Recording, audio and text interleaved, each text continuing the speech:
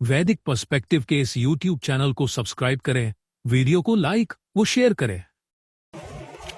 ओम त्वं नो अग्ने तव देव पायुभिः मघोनो रक्ष तन्वञ्च वन्ध त्राता तोकस्य तनये गवामस्य निमेषं रक्षमाण स्तव व्रते। तुम हे अग्नि, देवकर्म करने वाले, आदर किए जाने योग्य, अभिनंदन किए जाने योग्य, हमारे लिए तुम्हारे आजीवन रक्षा साधनों द्वारा आय पंचमांश देने वाले धनवान की रक्षा करो और शरीर की त्राण करने वाले हो, पुत्र के पुत्र पोता की गमन की जाने योग्य, भूमि इंद्रियां वाणी किरण की अपलक रक्षा करने वाले हो तुम्हारे व्रत में। ये ऋग्वेद के प्रथम मंडल के 31वें सूक्त का 12वां मंत्र लिया गया। उन्हें सामाजिक और राजनीतिक व्यवस्था तदनुसार स्थापित करनी है। तो वही चीजें कि लॉ एंड ऑर्डर इतना मजबूत होना चाहिए प्रशासकों का, प्रशासक का लॉ एंड ऑर्डर इतना मजबूत हो कि जो दुष्ट है, जो शत्रु हैं, चोर लुटेरे डाकू और ऐसे धनवान जो कर नहीं देते और धनों पर कुंडली मारकर बैठ जाते हैं, वो किसी का कोई भला नहीं करते, तो ऐसे लोगों से, उन ऐसे लोगों की रक्षा करना, इन दुष्टों से, उसके लिए वहां के नियम कानून बहुत सख्त हो। ऐसे नियम कानून बने कि सत्कर्मी अच्छा व्यक्ति तो बहुत खुशी से जीवन जिए, लेकिन जो दुष्ट हो उसके लिए जीना दूभर हो जाए। मतलब वो जीना उसके लिए, उसको समझ में आ जाए कि भैया मैं ऐसे स्वार्थी होकर तो नहीं जी पाऊंगा। लॉ एंड ऑर्डर इतना मजबूत हो कि जो चोर हैं, दुष्ट हैं, लुटेरे हैं, उनको ऐसी सजा मिले कि वो ये अपराध करने के पहले 10 बार सोचे कि नहीं भैया यहाँ तो नहीं कर पाएंगे हम ऐसा। और दूसरा, मानव शरीर की भी रक्षा करना है, जिसमें उनके लिए बहुत सारे नीति नियम निर्धारित करते हैं कि आपको कैसे रहना है, कैसे चलना है, कैसे यात्राएं करनी है।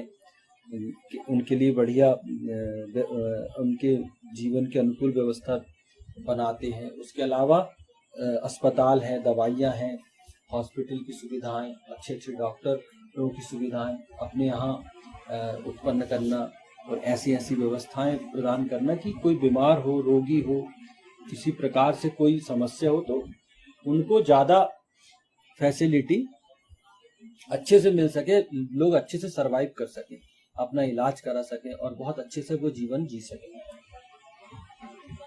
लेकिन इस मंत्र में एक विशेष बात है कि ये तो राजा सबके लिए करेगा, प्रशासक सबके लिए करेगा, लेकिन यहाँ पर कहा गया है कि जो आय पंचमांश देने वाले हैं, अपनी आय का 5वां हिस्सा जो प्रदान करता है शासक को या आय पंचमांश के रूप में देता है मानव हित जनहित के लिए, इन लोगों का विशेष ख्याल रखना है। इन लोगों को एक ऐसा माहौल प्रदान करना है जिसमें ये एक विशेष माहौल प्रदान करना है, क्योंकि जो टैक्स पेयर है तो उनके लिए विशेष छूट की भी, आप टैक्स प्रदाता हैं, आपके लिए विशेष छूट है क्योंकि आप समय पर अपना टैक्स देते, तो आपको हम ये रियायतें देंगे कि इतनी इतनी आय पर आपका टैक्स लगेगा या आपको ये विशेष सुविधाएं। वो ऐसे शासन ये सब करता रहता है, तो इनके लिए विशेष तौर पर ये सब करना है, ये यहाँ पर कहा गया है। त्राण करने वाले हो, पुत्र के पुत्र पोता, प्रकाश की ओर ले जाने वाले और दिव्य कर्म करने वाले, रक्षा साधनों द्वारा ईशान के आज्ञाकारियों की रक्षा इस प्रकार किया करते हैं कि उनकी भावी पीढ़ियों की भी सुरक्षा सुनिश्चित रहती है। हाँ, जो प्रकाश की ओर ले जाने वाले हैं, दिव्य कर्म करने वाले, वही प्रशासक से तात्पर्य है।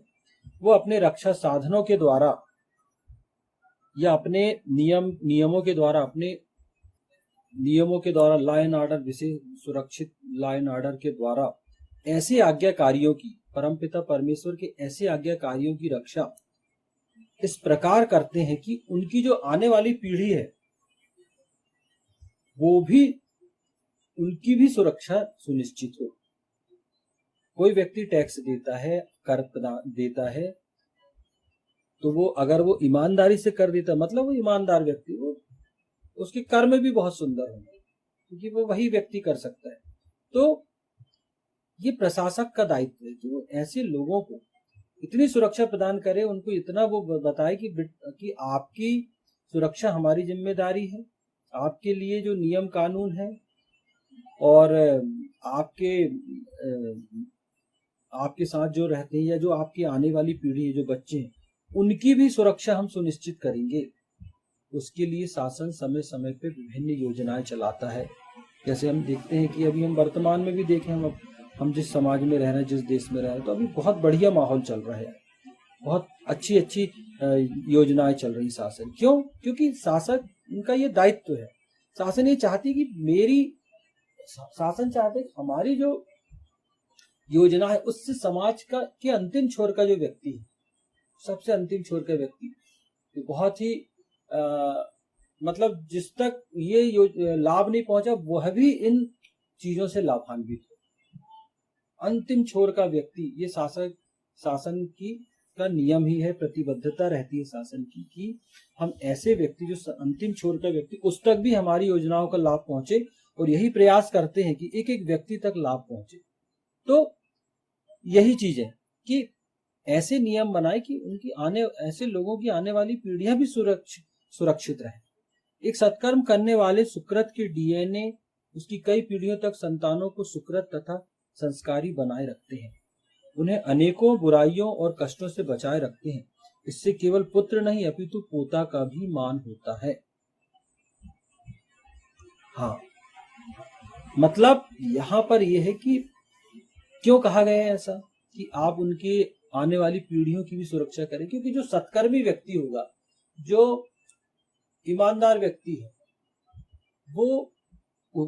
वह ईमानदारी, वह सच्चाई, वह संस्कार अपने बच्चों में भी देगा, और उसके बच्चे भी बहुत ही संस्कारिक होंगे। वो आने वाले समाज को, देश को, इस विश्व को हमेशा कुछ ना कुछ देकर जाए। इस विश्व को सुंदर बनाने में कहा गया ना, वसुधैव कुटुंबकम, पूरा विश्व हमारा घर। तो इस विश्व की सुंदरता में, इस विश्व को रहने लायक बनाने में, सुंदर बनाने में वो भी अपना योगदान देंगे। तो ऐसे लोगों का संरक्षण बहुत आवश्यक है। देखिए, शासन में शासक, किसी देश में सिर्फ शासक का ही सुकृत होना, अच्छा होना, या प्रकाश की ओर ले जाने वाला अग्नि होना, सुंदर कर्म करने वाला होना, ये ही आवश्यक नहीं है कि सिर्फ शासक ही हो। नहीं, उसके लिए प्रजा का भी अग्नि प्रकाशवान होना, सुंदर कर्म करने वाली होना बहुत अधिक आवश्यक है। क्यों? क्योंकि प्रजा जितनी अच्छी रहेगी, प्रजा में से ही तो शासक चुने जाएंगे ना। प्रजा अगर अच्छी होगी तो सामाजिक जो संरचना है, सामाजिक जो ताना बाना है, वो शासन प्रशासक एक एक व्यक्ति पर थोड़ी नजर रखता है।